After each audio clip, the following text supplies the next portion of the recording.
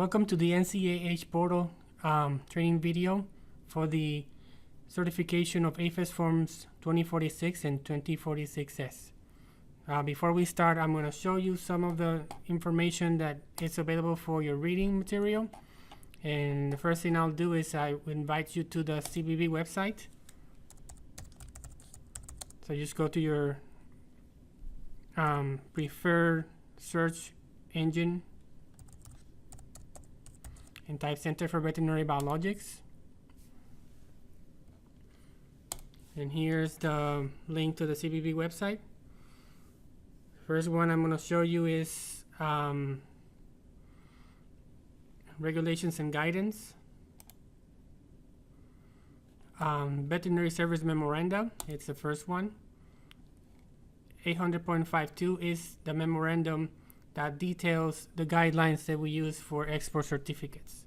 So you can click in there, and I advise you guys to have this read before you submit any documentation to the Center for Veterinary Biologics using the portal system. Next one I'm going to show you is some of our internal documentation that we have. And here again is on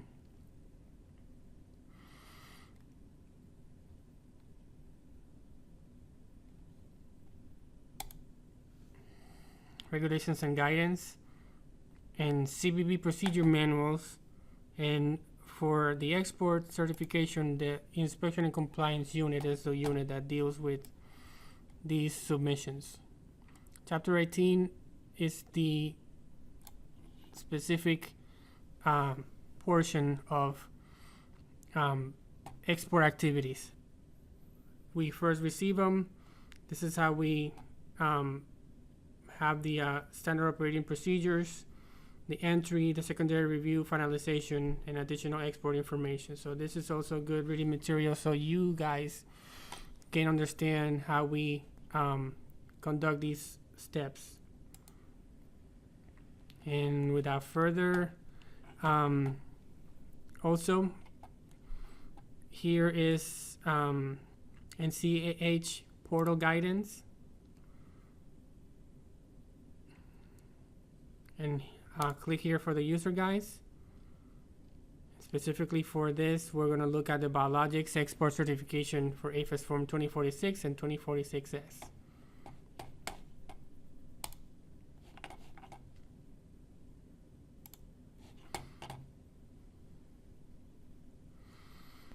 So we have this portal training module that I'm going to be using for this particular training video. So bear with me.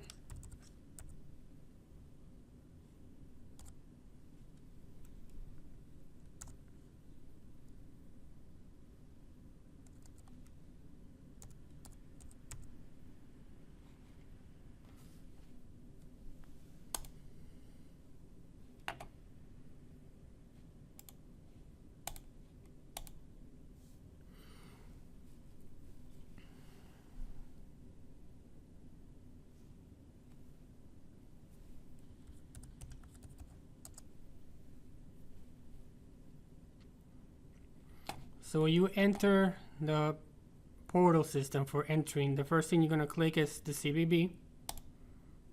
You scroll down for the biologics export certification, and you click on the submission form. This gives you the opportunity to choose the firm. All of the current policies involve that you have to have authorization by the firm in order to access the information. We have here the site address also, in which you have the opportunity to detail what is the different address that you want to put in your certificate. This is going to be the address that is going to be displayed in the certificate that we sign. So for the purposes of this training, I'm going to choose the manufacturing site for this firm. The export type is, we're going to choose right now the APHIS form 2046. For the purposes of today, I'm just going to choose maybe one certificate, but you can request multiple copies of these same certificate that we're going to be doing today. Destination country, we're going to choose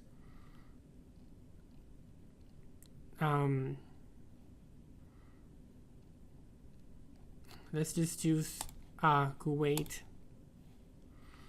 The additional descriptor is an opportunity for those firms who want to detail the different information about your establishment name. For the purposes of today, we're going to choose that the establishment 999, which is named Your Firm, Inc., is currently doing business as my firm. You can choose to also add information such as manufacturing site in there. You can choose formerly doing business as that firm or the other firm or whatever former establishment name you used to have. This is to facilitate exports. Currently, the policy is that the system is going to choose the establishment name as listed in this system right here. So if you have any changes that you need to consult that with your policy evaluation and licensing unit. Okay, this information is going to be posted on the certificate itself. So just type accordingly. For the product code that is going to be on a certificate, we ask you to click on Add Product and choose the particular product that you want in the certificate. For 2046 forms, you can add up to 5, I believe. And this is something that you can do if you are going to have just that one page certificate. For appended pages, we ask to only add information that is relevant to the names of the products that you have on that first page. So I'm going to choose this particular product, which is 264853.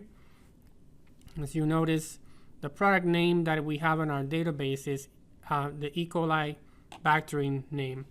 And for the trade name, it's a trade name that we have for this training module called EBAC. So for the purposes of the training, we're just going to have one product for the in order to make it easier for this training video. You can choose any of these trade names that we have here for when you have it in a real world situation. Make sure that all your trade names are there, should be there. If they're not, make sure you're consult that with your when you're doing your annual revision of your administrative inspection review. Make sure your note trade names are there. You can make a request to us in a cover letter. As long as the information is on file, we will consider your request. This is the session where we add appended pages file. The appended page is additional page that is going to be part of the certificate. The additional submission files are not going to be part of the certificate. So this is information such as you submit additional descriptions, such as the formulations that you want us to consider, information that you want to add an English translation in the case of the Spanish forms. We ask you to submit Spanish translations as additional submission files.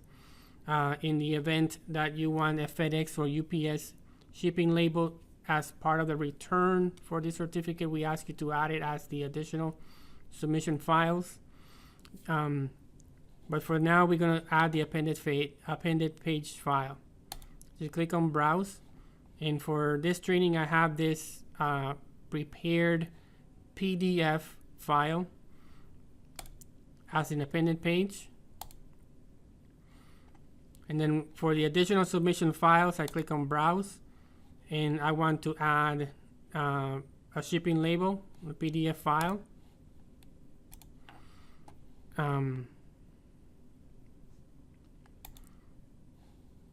You can add a cover letter.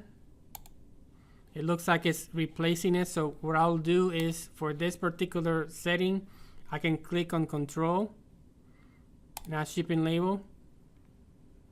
And I can also add a cover letter.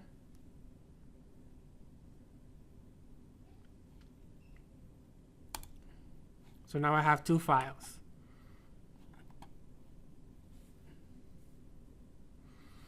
So the label numbers here, these are intended for whenever one of these appended pages happens to be one label. We ask companies to add the label master number in here that it's representative of the information there. You can add it if your true name in Spanish is in a particular label. We accept it that way. We also accept it if one of the appended pages happens to be a label. So consider using these label numbers for us to review it when you submit them. It's important to note that this label number is not going to be when you, let's say you add this number here, this is a label that is on file in this fictitious system. However, it's not representative of the particular code in here. But when you add that information, there is for the CBB to review it.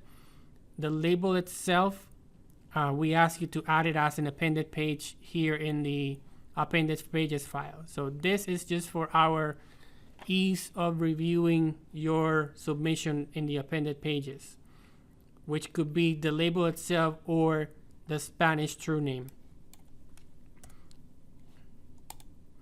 And then the plus sign is that you can add multiple names to it. So you agree and you look at over the information and everything is true to your knowledge, and then you click save. So at this point, this is in a QA review format, meaning that it has not been submitted to the CBB yet. You can look at this information to make sure that this is what you want in your submission. We have the opportunity to edit. We have the opportunity to submit to CBB, to clone, to delete the submission, or to return to dashboard. So one of the things that I want to show you is, let's say that your appended page is not the appended page that you wanted. You can edit.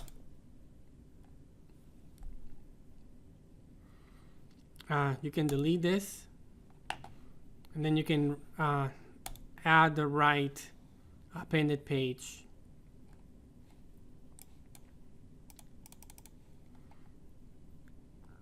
Or let's say that you didn't want appended page, so you remove it, agree for the review, and save. Now currently there's no appended pages there, but then you change your mind and then you do remember that that was the actual appended page. So you can edit and then find that appended page.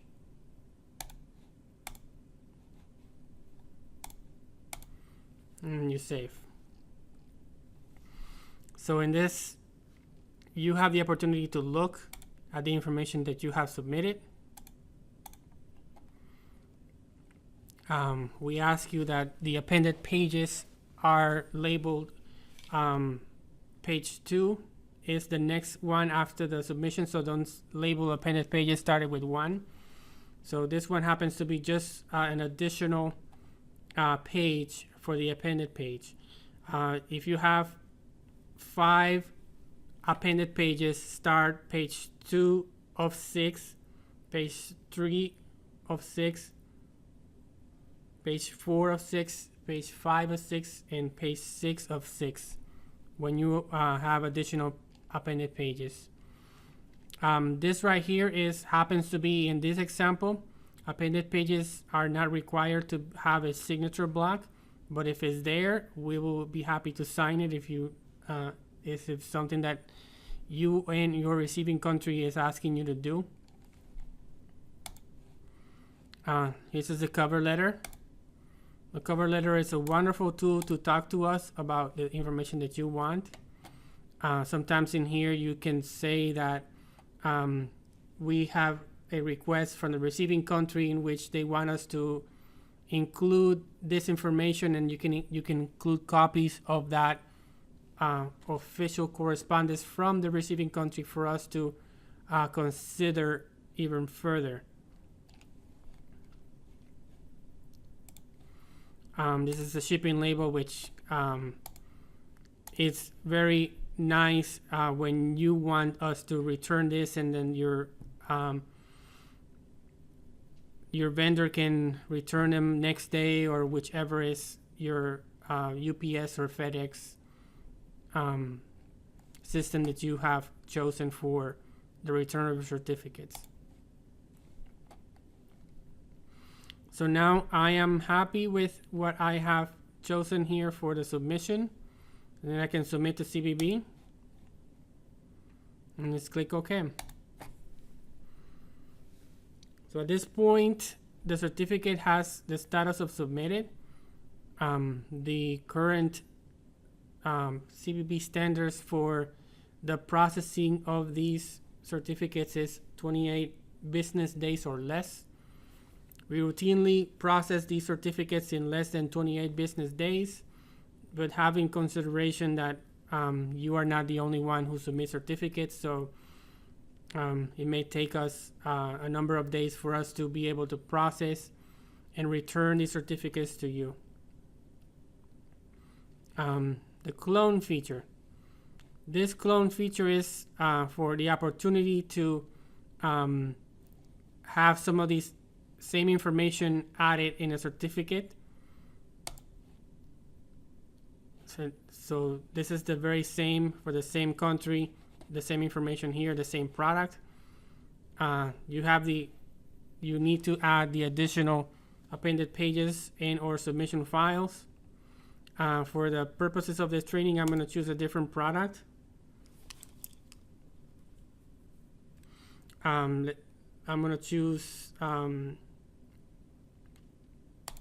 this one, which happens to be a rabies vaccine product. In real life, this is a restricted product, so a different form will be needed if it's from 2047, but so this wouldn't be the appropriate form for this. This is a different product here that you can choose for the submission, or this one right here, which is a different product. Some of these products do not have in the system a particular trade name.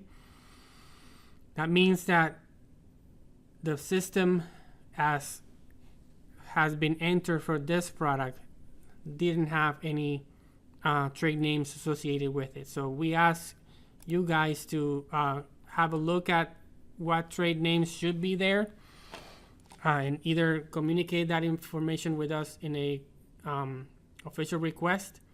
You can include that on a cover letter, or send us a letter indicating us that these labels and these products codes don't have any trade names that we need to, and you communicate with us that information.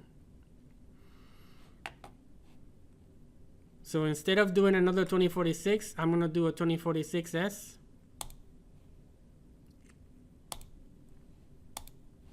And I'm going to choose a different country. The 2046S is a form that is commonly used with details in Spanish. I'm going to keep this as is for easy.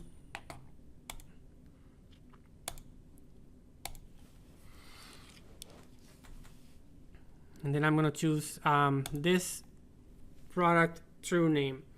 The preference for true names in Spanish, given that we don't have licenses issued in Spanish, is that this product true name should be a true name that is available on a label that is on file with us at the CBB. So the trade name that we want firms to use is also trade names that are on file.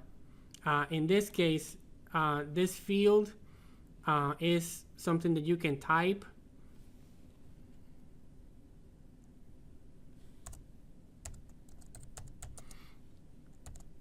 versus the other product. The Form 2046 doesn't allow you to type the trade name. So for your Form 2046S, you can type your trade names, and then you must type your true names.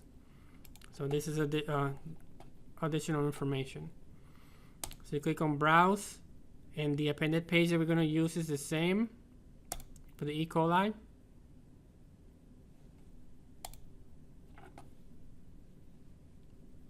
And I'm going to choose additional submission files.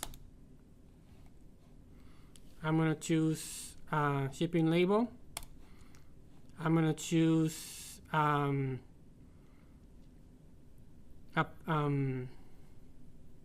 cover letter.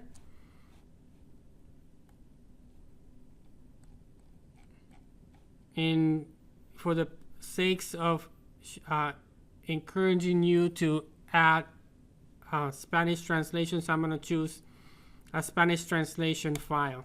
Obviously, this is an influenza code, but the point for the training is include to us Spanish translations for the documents that are intended for Spanish forms. Label numbers, again, label numbers are intended for submissions that have information such as the Spanish true name and or trade name for these products. So we ask you to include here what is your master label number for your products. Review the information. Make sure this is what you want. And save.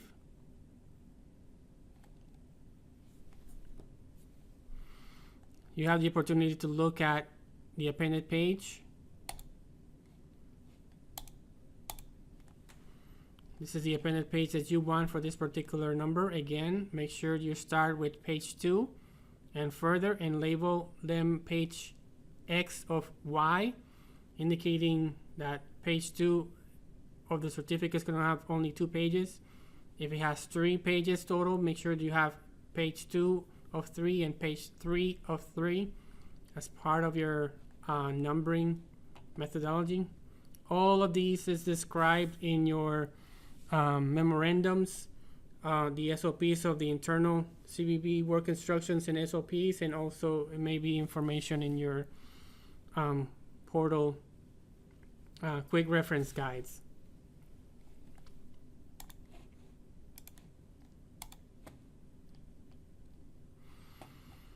So I review these information and then determine whether or not I need to edit, if I need to clone it, or do I need to submit it to CBB.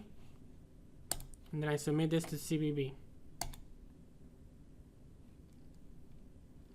So the current status of this is that on this date, this person submitted the information to the CBB.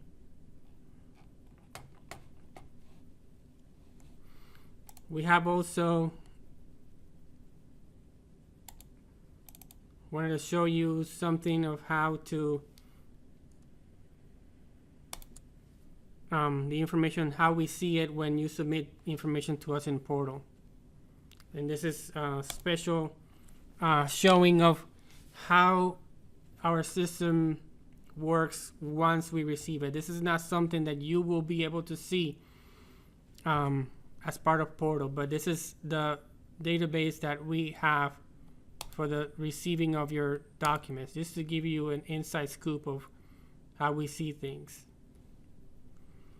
So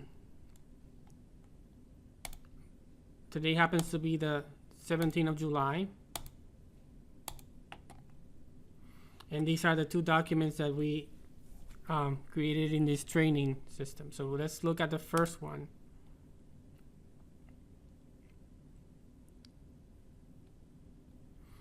So the submitter indicated that this is the product code, this is the true name, and this is the trade name that they want. We have the appended pages, which will be part of the certificate, and we can look at up of what they submitted, which is that.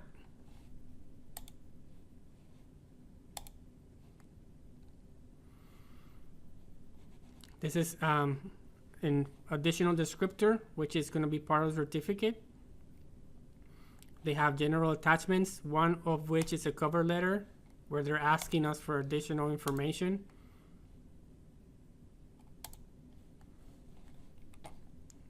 We encourage all of you to send us cover letters. That way we can have a better understanding of what you are asking.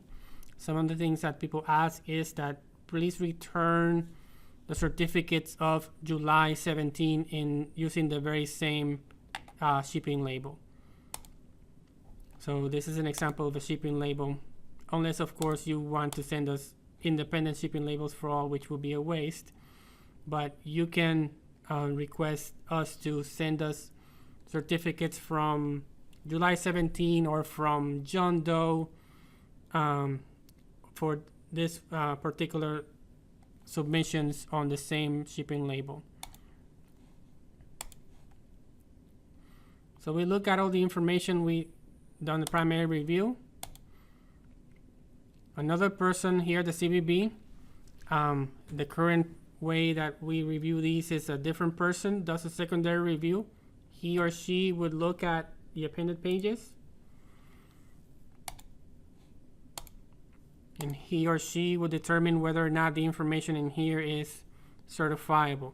This happens to be a really easy example of information about ingredients of animal origin who have been submitted as an appended page. And he or she will determine whether or not this is certifiable. Other appended pages include formulations, may include additional information about the type of products that are manufactured at that particular firm, etc. So as long as we have a good understanding of what the receiving country wants, we appreciate your information for appended pages to be clear. So a secondary review is done. And now this is on secondary review status and is ready for finalization. This takes a number of days in between because we receive approximately 100 export certificates and about 300 to 400 CLIs. Just to give you information about what is our workload for these particular processes. And at the end, we're going to have this portal response, which is the actual certificate and how it's going to look like.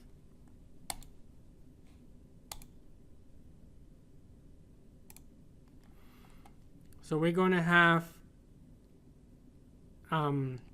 this is going to be the name of the establishment as it is in our database, which should be the way that the establishment license was done. This is the veterinary license number.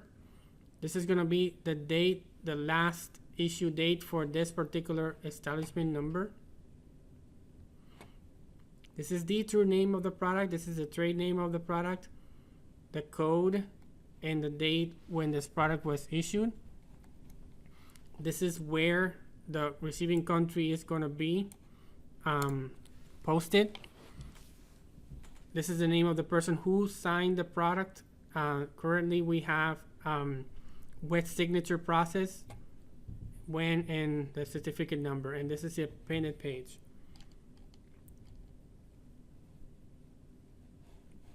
So over here it's not there it is, page 1 of 2. Appended page is going to have page 2 of 2. And what we do currently is that we print these certificate and do a wet sign.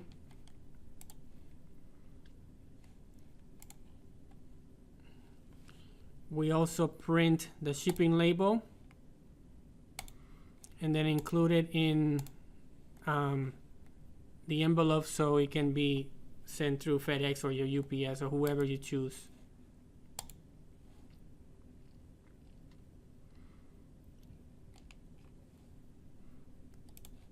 So this is not the only one that we got. We also processed this 2046S. This is the product code. This is the true name in English, and this is going to be the Spanish true name from Portal. This is going to be what is going to be in the certificate. And this is the trade name from Portal. This is going to be also included in the certificate. The individuals posted here a label number. The way that this works is that it provides us with a trade name. This happens to be EVAC, which is what we have for this particular label number. In the training, we didn't include any labels, but all I want to show you is that when you add that label number, it leads us to showing what some of these trade names are available. So the appended pages that they're submitted is these, which is the very same one that we have for our 2046.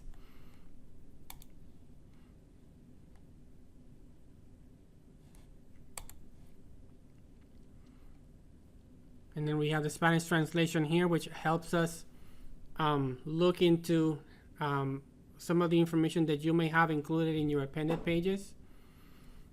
This is, again, says avian influenza, but you understand the purpose of Spanish translations are needed for the Spanish forms, the 2046S and 2047S. So you do a primary review, secondary review.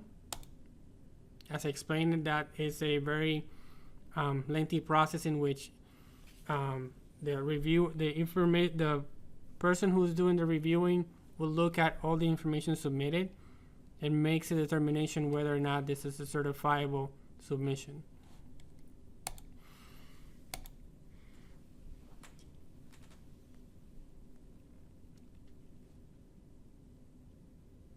So when the certificate is finalized, we're going to have the portal response.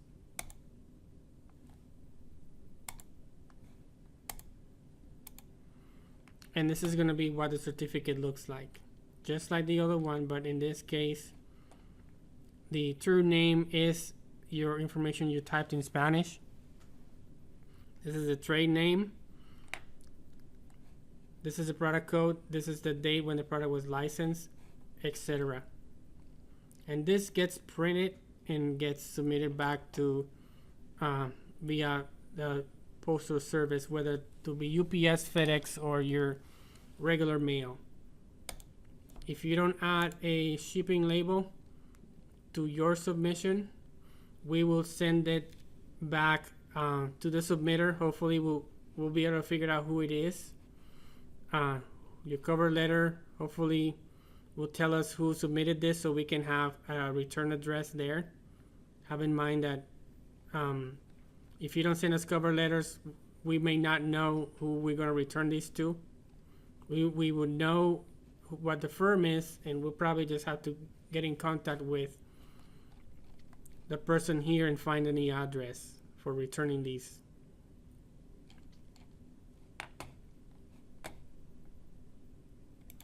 Okay, if we go back to the portal system,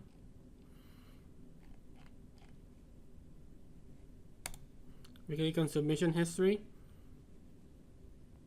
We can look at biologics export certifications. Even though we process these as part of this training, the status of it is going to be submitted until the system will do a 3 p.m. Refreshing of the status. So this is going to be submitted until the 3 o'clock hour of refreshing. That way you'll know what the status of this. Even though we process it, we would not have it as completed until later on. I'll show you some that are completed, so you'll get to see from other. We can click on CBB search. This is an export certification. We can look at some of the submissions from June, say until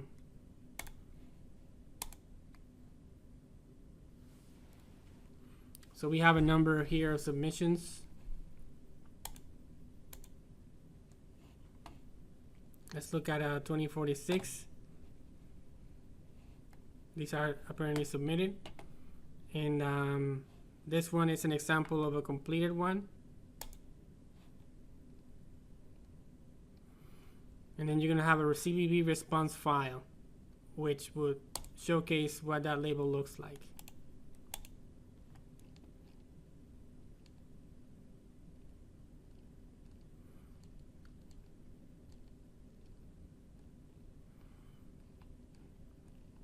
Currently, your CVV response file is going to look this way. We are in the process of getting ideas of what a digital signature and a certificate would look like. The intent is that in the future, digital signatures in digital certificates may be used for the registration in countries. To make the story short, having a certificate with a digital signature when it's printed is considered to be obsolete or non-valid by some different government authorities. Some of it may be considered obsolete by here in the United States. Printed certificates with digital signatures are considered not valid. We expect to find out how these digital signatures may be accepted in the future. But in the meantime, what we do is that we have it printed out and do a wet signature on it. So this is it for how the submissions of APHIS forms 2046 and 2046S work. So thank you very much.